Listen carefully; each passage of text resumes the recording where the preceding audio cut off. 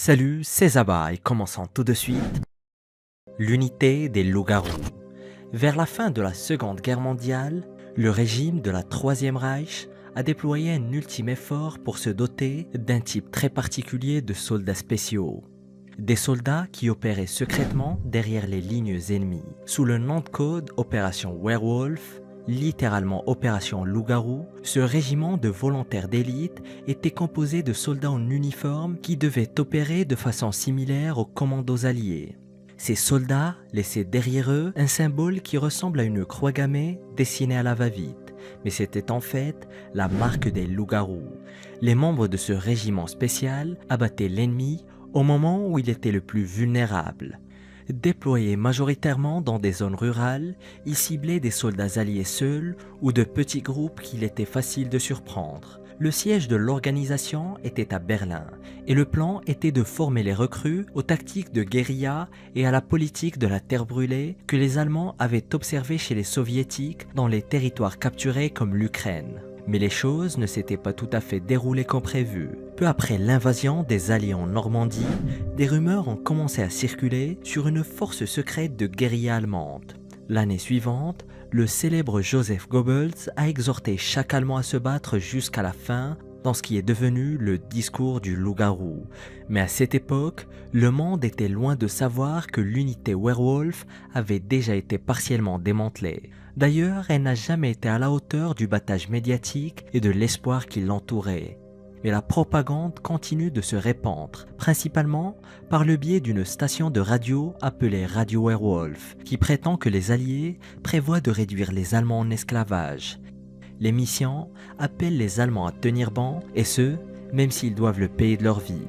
Et après la guerre, des officiers allemands ont confié que l'unité Werewolf était inefficace et faible, et que son chef, Hans-Adolf Prutzmann, était tout aussi incompétent.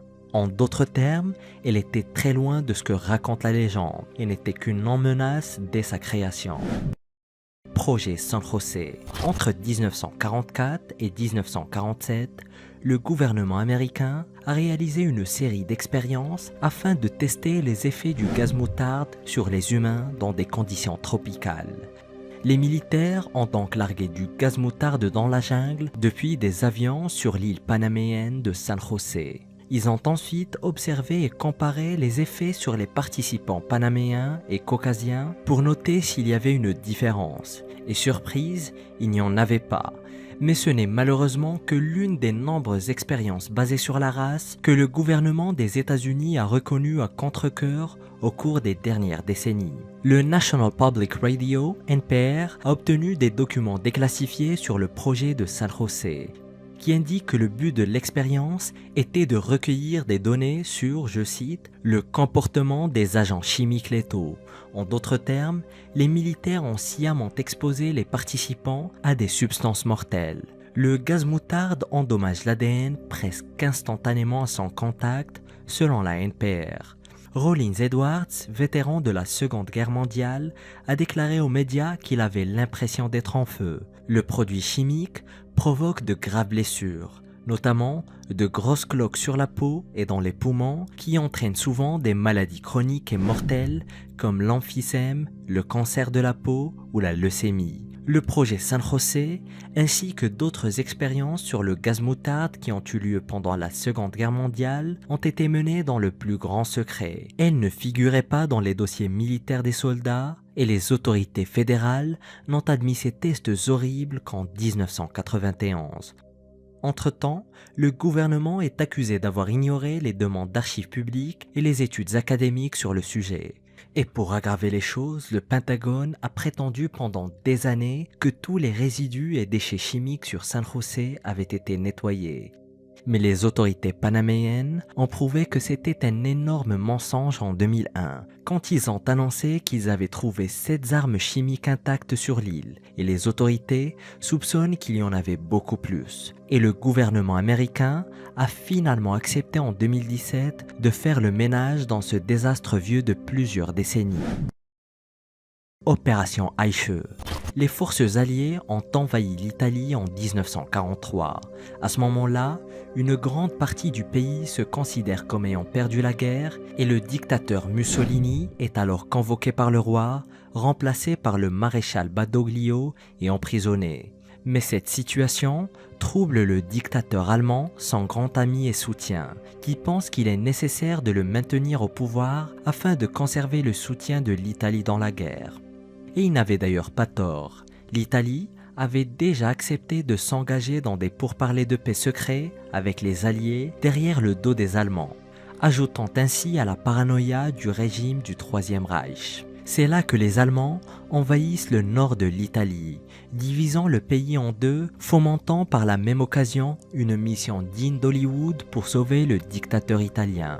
Et dans le cadre de ce qui fut connu sous le nom d'opération Eiche, l'officier Waffen-SS Otto Skorzeny reçoit la consigne de libérer le Dulce avant qu'il ne soit livré aux Alliés. Skorzeny le localise dans une station de ski isolée dans les Apennins.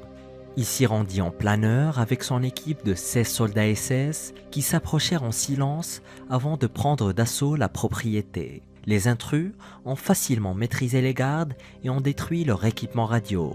Ils ont ensuite trouvé leur cible qui se serait exclamée « Je savais que mon ami ne me laisserait pas en plan ». Skorzeny précipite alors le dictateur en disgrâce à bord d'un avion et escorte personnellement le Duce en Autriche. Le raid a duré moins de 10 minutes et aucune balle n'a été tirée. Mussolini instaura sous la pression du Reich l'état fantoche de la République de Salo au nord de l'Italie. Et au début de l'année 1945, il réalise que les Alliés prennent le dessus sur la péninsule italienne. Ne voulant pas tomber entre les mains des Américains ou des Britanniques ou être jugé comme criminel de guerre dans son propre pays, lui et sa maîtresse, Clara Petacci, tentent alors de fuir en Suisse, pays neutre. Mais à la frontière, il rencontre un petit groupe de partisans de la 52e brigade Garibaldi qui reconnaissent le Duce et le capturent. Ils recevront par la suite l'ordre de l'exécuter. Opération Viande hachée. En avril 1943, un homme mort, habillé en Royal British Marine, apparaît au large des côtes espagnoles avec une mallette d'apparence suspecte attachée à son poignet. La découverte a piqué l'intérêt des Allemands, qui ont tiré les ficelles nécessaires pour avoir accès à la mallette. Et ils y trouvent des documents décrivant les plans alliés afin d'envahir la Sardaigne et la Grèce, alors occupées par les Allemands. À l'époque, l'Espagne était sous la dictature de Francisco Franco, qui avait déclaré une politique de neutralité durant le conflit. Le gouvernement espagnol a donc partagé les documents avec les Allemands, puis les a rendus aux Britanniques. C'est ce que j'appelle de la neutralité. Les Britanniques ont déterminé par un examen scientifique que les documents avaient bien été lus. Le Reich ne savait pas que l'homme mort n'était pas du tout un soldat. C'était un vagabond prénommé Glinder Michael qui a péri après avoir mangé de la morora. L'armée britannique avait habillé son cadavre comme un officier des Royal Marines avec une fausse carte d'identité sous le nom de capitaine William Martin. Les documents étaient également faux. Ils faisaient partie d'un plan baptisé Opération Mincemeat, littéralement viande hachée. L'opération visait à tromper les Allemands, et ce, en leur faisant croire qu'ils avaient obtenu de précieuses informations. Un sous-marin britannique dépose alors la dépouille du coursier fictif ainsi que les faux documents dans la Méditerranée et attend que la mission se déroule. Et le stratagème a marché à merveille. Non seulement les Allemands pensaient avoir mis la main sur des informations cruciales, mais ils pensaient aussi qu'ils l'avaient fait sans que les Britanniques ne s'en rendent compte. Ils ont même des divisions de chars et d'autres forces en Grèce en prévision de l'attaque. Et pendant ce temps-là, environ 160 000 soldats alliés ont envahi la Sicile, où aucun renfort n'avait été envoyé. Ils ont pris les Allemands totalement au dépourvu. L'armée fantôme. En 1944, l'armée américaine a développé sa toute première unité de Field Deception, ou bien tromperie sur le terrain, connue sous le nom de 23rd Headquarters Special Troops, ayant pour objectif de tromper l'armée allemande. Mais ils deviendront célèbres en tant que l'armée fantôme. Cette unité top secrète était composée de 82 officiers et de 1023 soldats, pendant la dernière année de la guerre, ils ont fait croire aux Allemands qu'ils étaient une force de 30 000 hommes en ayant recours à des tactiques de tromperie visuelle, sonore et radio. Ces astucieux escrocs du combat ont réalisé 22 tromperies à grande échelle alors qu'ils n'étaient armés que de mitrailleuses de calibre 50. Et en raison de la nature sophistiquée de leur travail, la plupart des membres de l'unité avaient une formation en art ou en ingénierie ou étaient des professionnels de l'armée. En réalité, avec un QI moyen de 119, ils sont considérés comme l'un des groupes militaires les plus intelligents de tous les temps. Leur tactique incluait l'utilisation de chars gonflables, de faux trafics radio, d'effets sonores et de pseudo-généraux. Et leurs méthodes ont extrêmement bien fonctionné, sauvant efficacement des milliers de vies tout en rendant plus ou moins les Allemands fous. Et bien sûr, leur travail était hautement confidentiel. Et même après la guerre, les membres ont juré de garder le secret et toute trace de l'opération a été cachée. Le Smithsonian Magazine a révélé l'existence de la division au public en 1985 seulement, et l'affaire a été déclassifiée dans les années 90. Le projet Pigeon. Au cours de la Seconde Guerre mondiale, les responsables militaires se sont focalisés sur le développement de moyens plus efficaces afin de diriger des missiles avec précision. Et en 1943, le psychologue B.F. Skinner a eu l'idée d'un missile guidé. Oui, vous ne rêvez pas par un pigeon. En réalité, c'était 3 pigeons. Certains diront que le gouvernement qui l'a financé était le véritable pigeon. Mais il a conçu un aide-missile spécial avec 3 cockpits contenant chacun son propre pigeon. Skinner a ensuite attaché des câbles à la tête des oiseaux et leur a fait picorer une image de la trajectoire de vol qui était sur un écran dans la salle de contrôle. Et lorsque les 3 pigeons picoraient l'écran, les câbles qui étaient attachés à leur tête changeaient la direction du missile en conséquence. En d'autres termes, les pigeons étaient chargés de diriger des projectiles explosifs vers les bonnes cibles. Skinner avait déjà travaillé avec des pigeons auparavant. Il savait que ces oiseaux, souvent détestés, sont intelligents, qu'ils ont une bonne vision et qu'ils restent calmes pendant des périodes de confusion. Mais il n'y avait aucun moyen pour les pigeons de s'échapper des missiles, ce qui signifie qu'ils auraient sans le savoir navigué vers leur propre mort. Les responsables n'étaient pas convaincus par l'idée de Skinner et ils mettront fin au projet Pigeon avant qu'il ne puisse vraiment décoller. Mais Skinner a gardé les pigeons du projet et a retesté leurs compétences de temps en temps. Et 6 ans plus tard, ils se souvenaient encore de leur entraînement. Pas mal pour des pigeons. Opération Greif. À la fin de l'année 1944, au début de la bataille des Ardennes, le régime allemand a chargé le chef de commando Otto Skorzeny. Oui, encore lui, il a été chargé d'interférer et de saboter les communications et le moral des troupes alliées. Connue sous le nom d'opération Greif, la mission consistait à déguiser des Allemands anglophones en uniforme des soldats américains capturés et à les envoyer derrière les lignes ennemies avec de faux documents de l'armée américaine. Ces troupes secrètes détournaient les déplacements des chars, inversaient les panneaux de signalisation, détruisaient les dépôts de munitions et les lignes téléphoniques et causaient de véritables ravages dans les opérations alliées. En quelque sorte, c'est ce que l'opération Loup-garou était censée faire. Mais heureusement pour les Alliés, les commandos n'ont pas causé de dégâts trop importants. Mais ils ont tout de même réussi à semer la confusion et la panique parmi les forces américaines. Les soldats américains ont compris le stratagème et ont fait passer le mot pour être à l'affût des coupables. Ils ont alors installé des points de contrôle sur les routes et interrogé les suspects sur les sports et la culture populaire américaine. Malheureusement, cela a conduit à la détention de véritables troupes alliées. Et pour ajouter au chaos, les imposteurs capturés essayaient de tromper les Américains en prétendant que les commandos complotaient pour tuer le général Dwight D. Eisenhower. Ce dernier a même été placé dans des quartiers protégés par crainte pour sa sécurité. Mais au final, l'opération Greif n'a fait que gêner l'effort de guerre des Alliés. Et l'opération étant au point mort, les nazis abandonnent et retirent les commandos. Mais les forces américaines chercheront les imposteurs pendant plusieurs mois avant de se rendre compte qu'ils avaient disparu depuis bien longtemps. Le FP-45 Liberator. Peu après l'entrée des États-Unis dans la Seconde Guerre mondiale à la fin de 1941, Les responsables du renseignement militaire ont commencé à réfléchir aux moyens d'aider la résistance dans les pays occupés par les forces de l'Axe. Et un expert militaire polonais a eu l'idée de distribuer un pistolet dans ces territoires. Et c'est le comité interarmé de guerre psychologique de l'armée américaine qui a été chargé de mener à bien ce projet. Il propose le FP-45 Liberator, un pistolet Derringer à un seul coup conçu par George Hyde, un machiniste et concepteur d'armes américain de Dayton dans l'Ohio.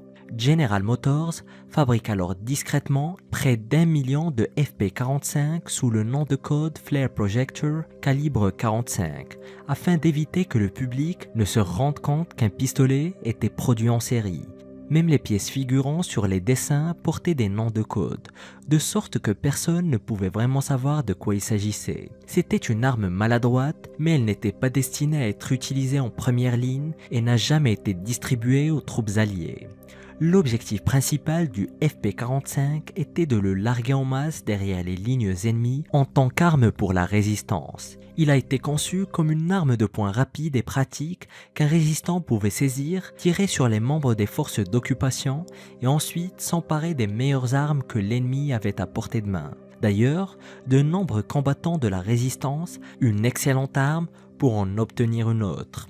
Le FP-45 était également apprécié comme un outil de guerre psychologique. Ses concepteurs pensaient que le fait d'en avoir des quantités larguées dans les territoires occupés ferait chuter le moral des forces de l'Axe. Mais tous les responsables militaires n'étaient pas d'accord avec le projet, notamment les généraux Dwight D. Eisenhower et Joseph Stilwell ainsi que Douglas MacArthur.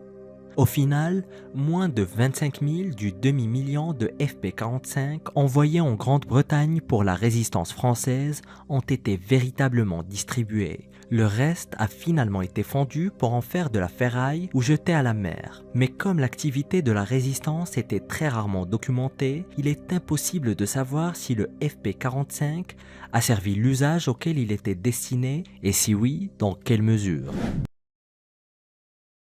Le globe d'Hitler, surnommé globe d'Hitler ou globe du Führer, sa dénomination complète est globe Columbus pour les dirigeants de l'État et de l'industrie. Et il s'agit d'un globe terrestre conçu spécifiquement pour Adolf Hitler et son parti nazi. Durant les années 30, et alors que les nazis ont commencé leurs manœuvres sordides à travers l'Europe, l'usine Columbus fabrique 2 éditions limitées du globe à Berlin. Le premier est destiné pour le siège du parti nazi, tandis que l'autre pour le dictateur sanguinaire lui-même. Le globe aux dimensions gigantesques était placé dans son propre bureau sur une base en bois. Et sur ce globe, les frontières de l'Allemagne nazie incluaient l'Autriche ainsi que les régions tchèques des Sudètes, en plus d'une partie de la Pologne qu'ils ont arrachée suite au pacte germano-soviétique de 1939. Mais le changement le plus notable sur la carte était l'Abyssinie, actuelle Éthiopie, qui fut remplacée par l'Afrique orientale italienne. Le globe deviendra très largement connu dans le monde occidental suite au film parodique de Charlie Chaplin, Le Dictateur. Dans le long métrage, le globe est représenté par un ballon qui finira par exploser au visage du tyran dépeint par le célèbre comédien. Mais avec la fin de la guerre, le globe a aussi disparu des radars, même si plusieurs prétendus globes sont apparus tout autour du monde, mais aucun moyen de les authentifier. Et les 3 plus connus sont toujours à Berlin. Le premier dans un institut géographique, un autre au musée de la Marche de Brandebourg et un troisième au musée historique allemand. Mais d'autres collectionneurs prétendent aussi avoir en leur possession l'original. Certains portent des traces de balles ou des dégâts sur la partie représentant l'Allemagne et qui auraient été laissés là comme signe de représailles, soit par des soldats soviétiques ou alliés. Le globe catalyse toujours une fascination malsaine, puisque la relique est vue comme la preuve par excellence du désir mégalomaniaque du dictateur nazi de dominer le monde. Et même plusieurs décennies après la fin de la guerre, un de ces prétendus globes est parti pour plusieurs dizaines de milliers d'euros aux enchères. L'histoire raconte que c'est le vétéran américain John Barzamia qui aurait découvert et dérobé le globe dans le Nid d'Aigle, l'une des résidences du dictateur fou. Néanmoins, l'historien polonais Wolfram Pobans, certain certainement le plus grand spécialiste du globe, croit que tous les exemplaires qui existent encore du globe ne sont que des copies. Le chercheur pense que l'original est toujours perdu, mais suppose qu'il est certainement en la possession des Russes. L'expédition tibétaine. Au début de l'année 1939, les nazis ont envoyé une équipe composée de 5 membres en mission au Tibet sous les ordres directs de Heinrich Himmler. Le but de cette expédition, découvrir la source de la race aryenne qui obsédait tant les nazis. Dans l'esprit complètement dérangé d'Adolf Hitler, les Aryens d'Europe du Nord étaient entrés en Inde depuis le Nord il y a environ 1500 ans. Il pensait aussi que les Aryens avaient commis le crime de se mélanger avec le peuple non-aryen local et avaient par conséquent perdu les traits qui faisaient d'eux un supérieur élément au reste des races sur Terre. Ceux qui croyaient en l'idée d'une race suprémaciste blanche croyaient à la cité perdue fictive d'Atlantis, où vivaient autrefois les gens du sang le plus pur. Elle aurait été située quelque part entre l'Angleterre et le Portugal dans l'océan Atlantique, et cette île mythique aurait coulé après avoir été frappée par un éclair divin. Selon la théorie, tous les Aryens qui ont survécu se sont déplacés vers des endroits plus sûrs, y compris l'Himalaya, en particulier le Tibet qui a été décrit comme le toit du monde. Et en 1935, Himmler crée une unité spéciale au sein des SS sous le nom de Bureau de l'héritage des ancêtres, dont la mission était de découvrir où les gens sont allés après avoir fui l'Atlantide après la foudre et les inondations et où les traces de la grande race subsistent et peuvent être excavées selon eux. C'est ainsi que l'expédition nazie menée par 2 membres éminents, le premier, Ernest Schaffer, un zoologiste de 28 ans qui avait visité la frontière indo-sino-tibétaine 2 fois plus tôt et qui était aussi membre des troupes SS. Le deuxième homme était Bruno Bigger, un jeune anthropologue qui a rejoint les forces spéciales SS en 1935. C'est ainsi qu'ils arrivèrent à la ville tibétaine de Lhasa où ils furent extrêmement bien accueillis par les Tibétains qui ignoraient leurs véritables intentions. Et au cours de leur mission, les nazis prenaient des mesures des crânes et des détails faciaux des Tibétains et fabriquaient des masques faciaux et en particulier rassemblaient du matériel lié à la lignée, aux origines et à l'importance et le développement de la race nordique dans cette région. Bigger avait mesuré les crânes et les traits de 376 Tibétains, pris 2000 photographies, modelé les têtes, les visages, les mains et les oreilles de 17 personnes et collecté les empreintes digitales et les mains de 350 autres. Il a également rassemblé 2000 artefacts ethnographiques avant que le déclenchement de la Deuxième Guerre mondiale ne vienne couper court à la mission. Les archives et les objets ramenés de l'expédition furent gardés par Schaffer dans sa résidence à Salzbourg, avant que tout ne parte en fumée durant un raid des Alliés sur la propriété en 1945. Escadrille 19. L'escadrille 19 est devenue synonyme d'un des plus grands mystères de la Seconde Guerre mondiale depuis le 5 décembre 1945. La Flight 19, en anglais, une équipe de 5 avions bombardiers torpilleurs de type TBF Avenger de l'US Navy, ont disparu de façon complètement inexpliquée au-dessus du triangle des Bermudes après avoir perdu le contact avec les tours de contrôle durant un vol d'entraînement, et un hydravion de type Martin PBM Mariner envoyé à leur recherche ou bien pour trouver des débris ou un site de crash est lui aussi disparu dans des conditions tout aussi troublantes. Aucune épave ou débris des 6 avions n'a jamais été retrouvé. Les enquêteurs n'ont pas pu déterminer de cause pour expliquer la disparition de 27 personnes et 6 aéronefs au total. Depuis, l'escadrille 19 n'a cessé d'être un sujet de controverse et de spéculation. Durant les années 60 et 70, plusieurs magazines et auteurs indépendants commencent à propager l'idée selon laquelle les avions auraient été littéralement avalés par le triangle des Bermudes, une zone maritime dans l'océan Atlantique située entre les côtes américaines de Floride et celles de Cuba et l'archipel britannique des Bermudes, célèbre pour le nombre inquiétant de disparitions inexpliquées qui y ont lieu. Mais des années plus tard, des témoins se sont manifestés, racontant qu'ils ont vu le lieutenant Taylor, leader de la formation, discutant avec son commandant durant le briefing précédant l'exercice, lui demandant d'être dispensé de cet entraînement. Un élément qui a rajouté au nuage de mystère déjà très grand entourant cette affaire. Le scénario le plus plausible est une erreur de navigation due à une soudaine tempête tropicale qui a fait perdre le cap à l'escadrille qui s'est perdue au-dessus de l'océan. se retrouvant ainsi à court de carburant, les obligeant soit à effectuer un amérissage d'urgence ou bien à s'éjecter de leur avion. Mais malgré plusieurs tentatives, aucun débris ou cimetière maritime n'a jamais été découvert. Mais il repose très certainement au fond des eaux du triangle des Bermudes. Liste mystère nazi.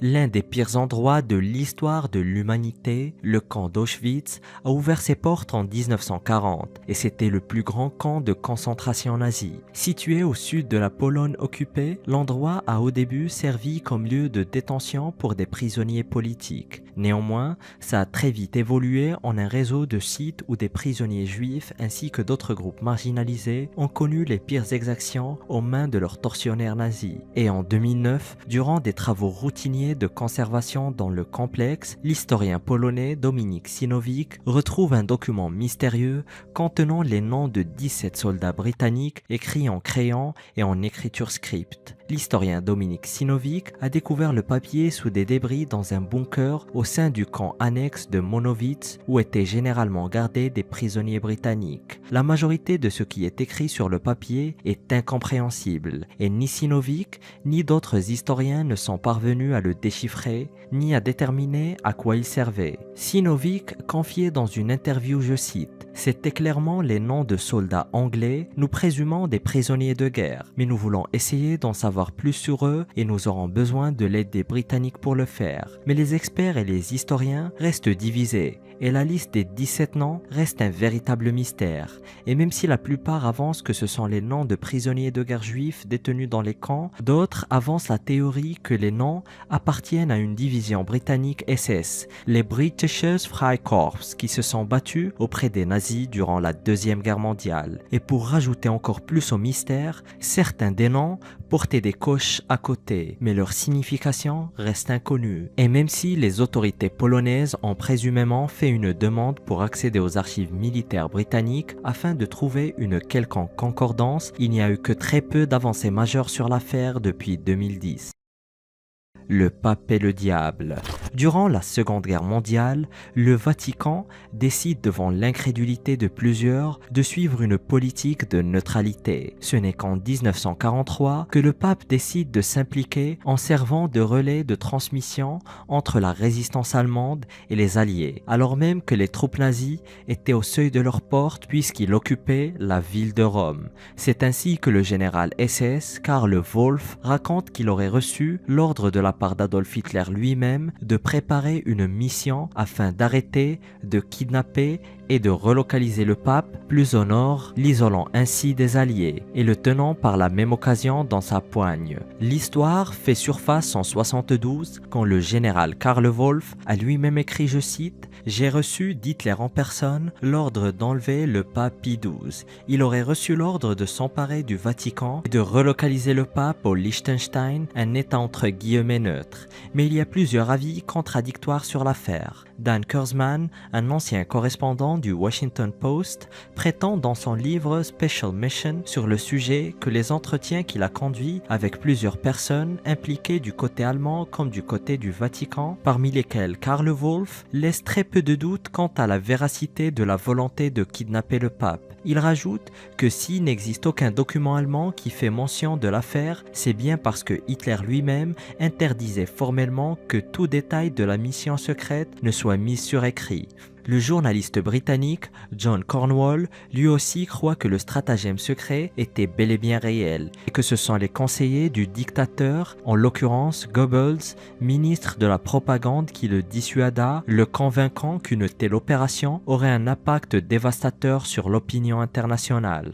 Comme s'ils avaient besoin de ça. Mais d'autres spécialistes restent tout de même plus sceptiques et pensent que la vie et la liberté du pape ne furent jamais sérieusement menacées, puisque les nazis savaient très bien qu'une telle action ne ferait que renforcer la résistance qu'ils rencontraient, surtout dans une Europe majoritairement catholique. Pour d'autres encore, ce n'était rien de plus qu'un autre stratagème nazi pour effrayer le pape afin qu'il abandonne ses manœuvres secrètes avec les Alliés. Cette affaire est d'ailleurs un grand sujet de désaccord entre les historiens. J'aimerais bien savoir ce que vous en pensez. La menace sur le pape et le Vatican de la part des nazis était-elle bien réelle à votre avis ?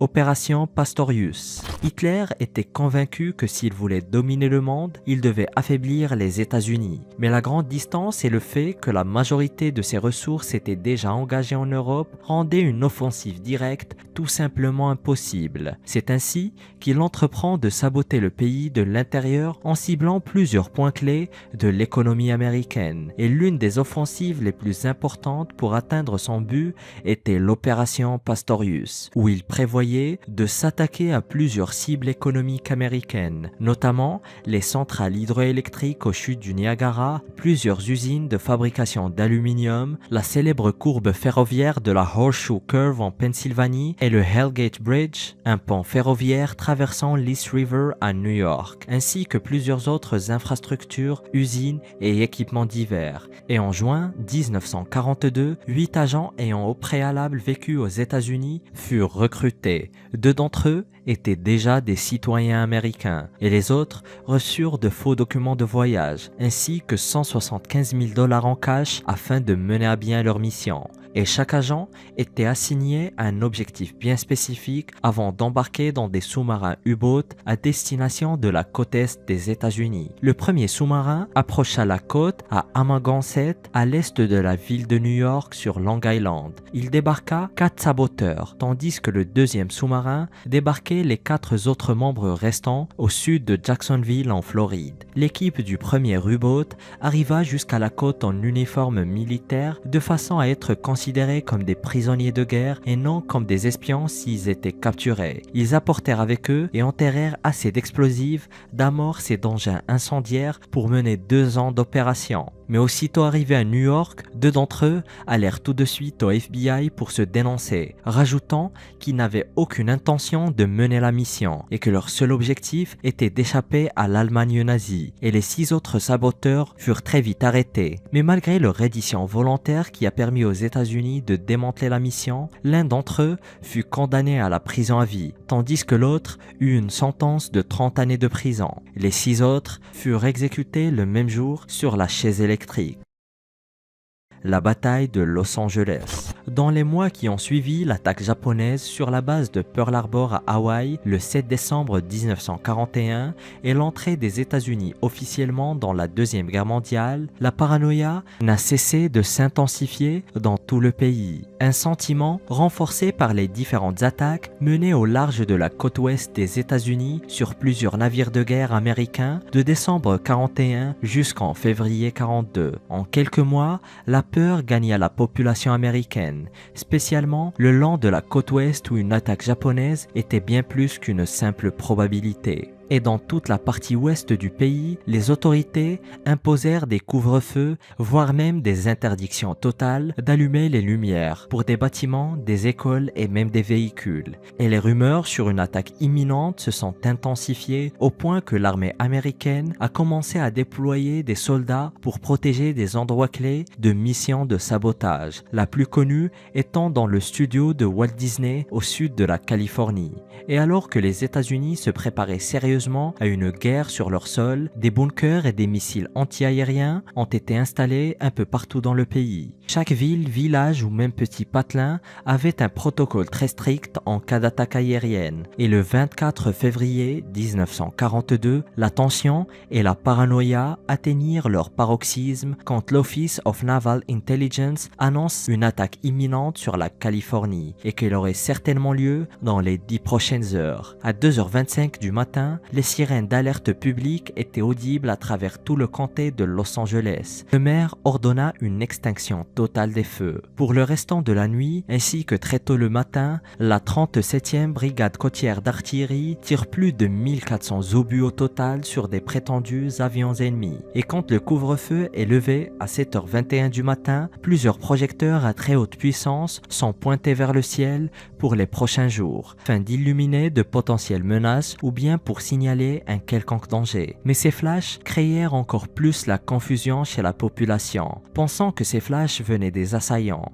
Et quelques heures seulement après la fausse attaque aérienne, le secrétaire à la marine des États-Unis, Frank Knox, déclare qu'il s'agissait d'une fausse alerte. Aucun avion japonais n'a jamais été repéré cette nuit-là et le gouvernement japonais a toujours nié son implication. Mais cette fausse guerre a engendré, hélas, des pertes bien réelles. 3 civils sont tués par des retombées d'obus et 3 autres meurent d'une crise cardiaque due au stress. Pour plusieurs, l'élément déclencheur de cette paranoïa a été un balançant de météorologique aperçu durant la nuit au-dessus du ciel de Santa Monica et confondu avec un avion japonais. Le mystère entourant les événements suscite de nombreuses rumeurs. Certains auteurs interprètent bien plus tard ces événements comme la manifestation d'ovnis extraterrestres.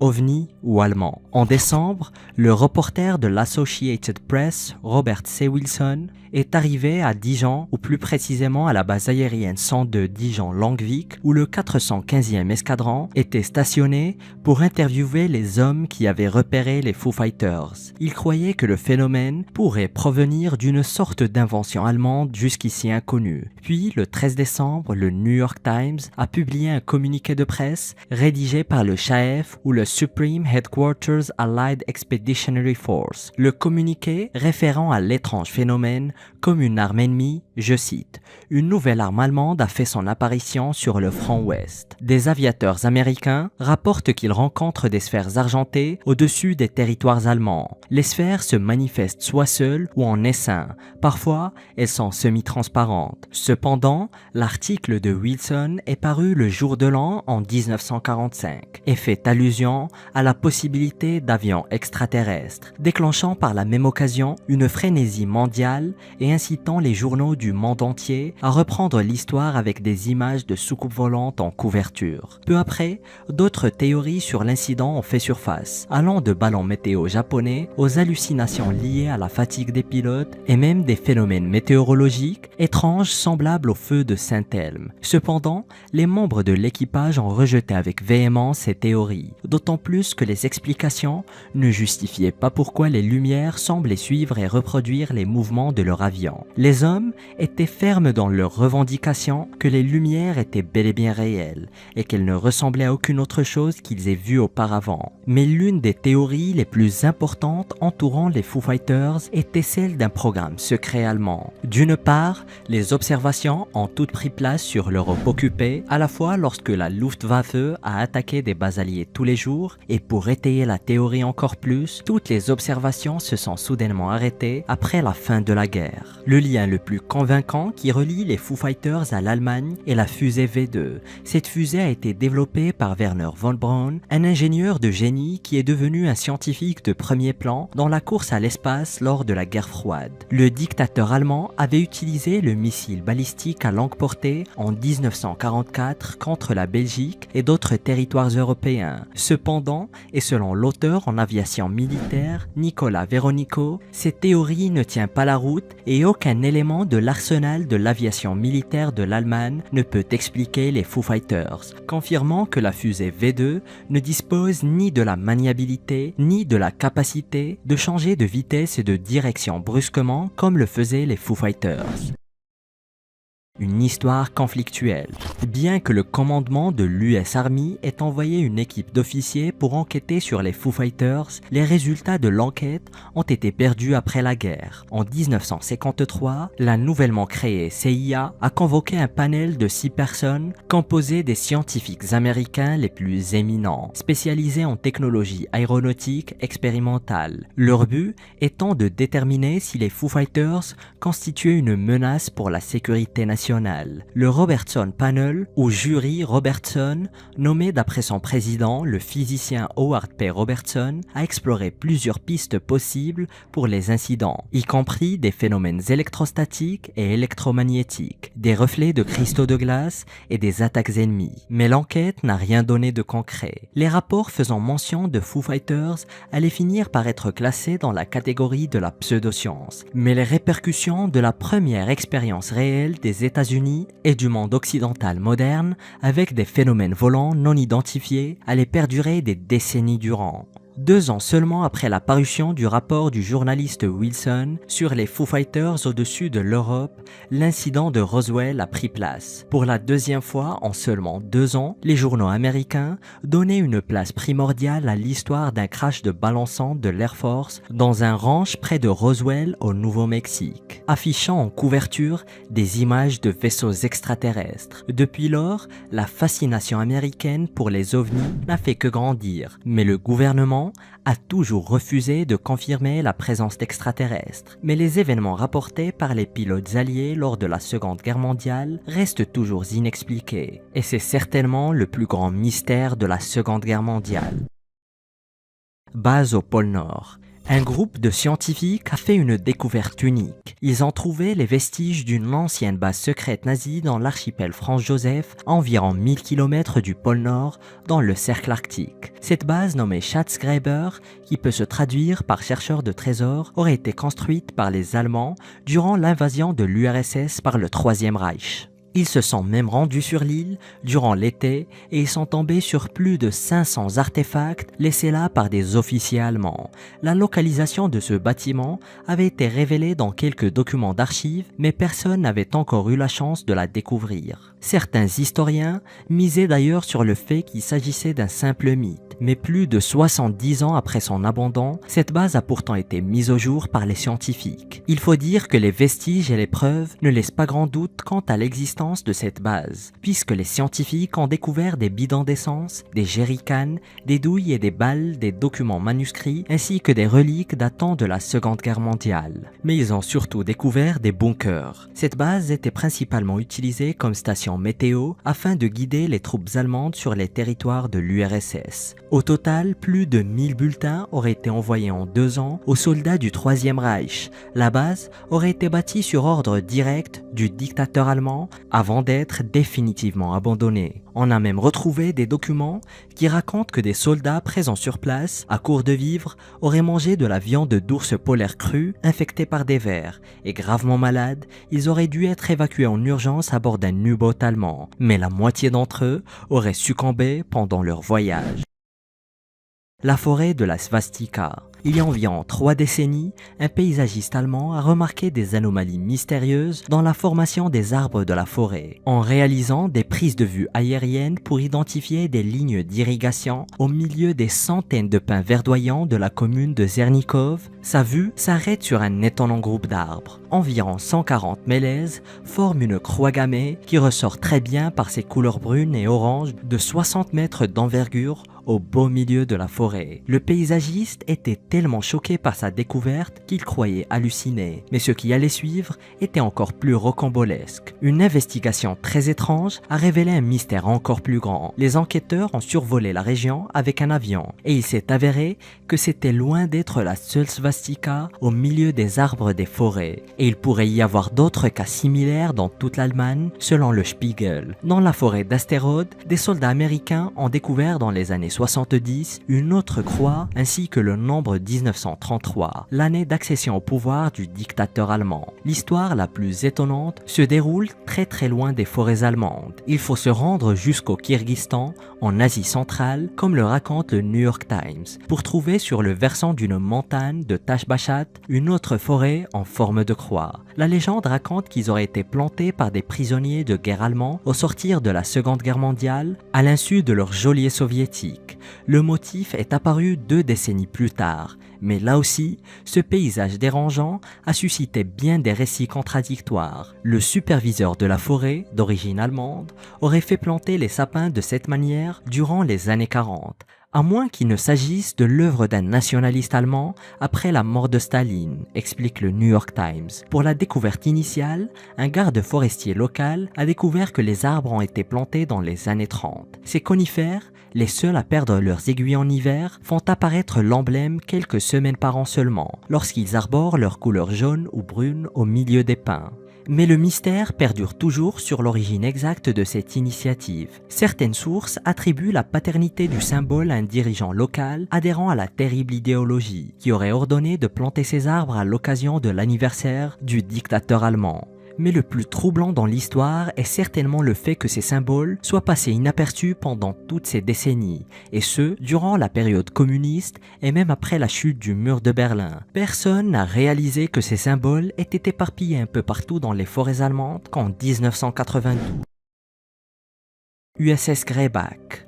L'une des plus grandes légendes américaines de la Seconde Guerre mondiale, perdue depuis plus de 75 ans, vient enfin d'être retrouvée. En 1941, les États-Unis entrent en guerre aux côtés des Alliés et l'USS Greyback, un sous-marin américain, commence alors son périple et arrive le 8 février 1942 à Pearl Harbor, symbole de cette prise de position américaine. Durant des années, il coula des navires japonais jusqu'à sombrer lui-même après une attaque nippone. Responsable du naufrage de 14 navires ennemis pendant la guerre, malheureusement, l'USS Greyback a disparu sans laisser de traces. Le sous-marin et ses 80 membres d'équipage ont disparu après avoir été attaqués par un avion japonais en 1944. Tout le monde était convaincu que le sous-marin avait été détruit et qu'il gisait quelque part au fond de l'océan. Mais personne ne savait exactement ce qui s'était passé ni où l'USS Greyback avait coulé. Ce n'est que grâce à des informations retrouvées ensuite auprès du côté japonais que ces derniers instants ont pu être en partie reconstitués. Sur le chemin du retour et après avoir attaqué un convoi le 24 février, le Greyback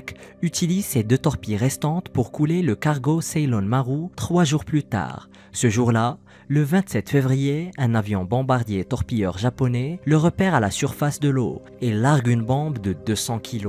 Et selon les archives japonaises, le sous-marin explose et coule immédiatement. Mais à cause d'une erreur de traduction, la Navy américaine se trompe quant au lieu de la disparition de l'USS Greyback. Une erreur qui n'a été découverte qu'en 2018 par un chercheur japonais. L'homme a scruté les archives de la marine impériale japonaise, des documents consignés durant la guerre. Et l'une des retranscriptions des communications radio donnait la longitude et la latitude exacte de l'attaque menée contre le Greyback, et celle-ci ne correspondait pas aux données de la Navy. Selon le New York Times, l'erreur était d'une centaine de kilomètres. Le Greyback a alors pu être retrouvé juste au large des côtes d'Okinawa.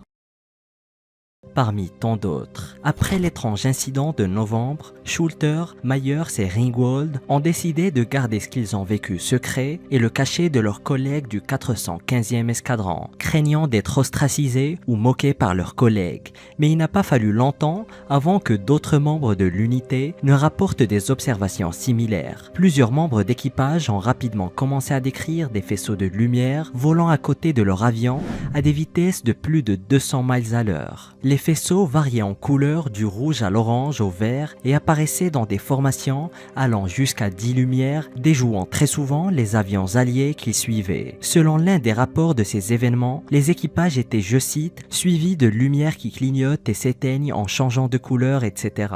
Les lumières s'approchent très près et volent en formation avec nos avions.